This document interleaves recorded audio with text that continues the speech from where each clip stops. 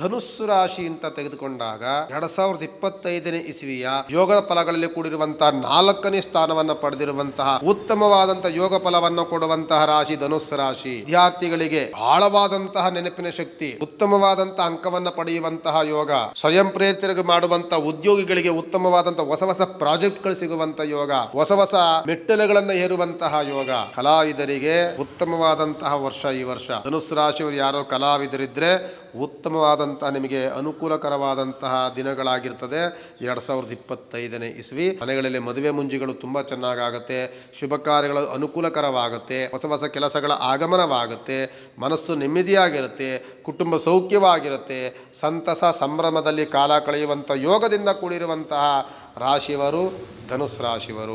ರಾಯರ ಪ್ರಾರ್ಥನೆ ಮಾಡ್ಕೊಳ್ಳಿ. ಯಾವಾಗಲೂ ಸಹ ಮಹಾವಿಷ್ಣು ದೇವಸ್ಥಾನ ಎಲ್ಲೇ ಸಿಕ್ಕಲಿ ಮಹಾವಿಷ್ಣುವಿನ ಔಪಾಸನೆಗಳನ್ನು ಯಾವಾಗಲೂ ಸಹ ಧ್ಯಾನವನ್ನು ಮಾಡಿ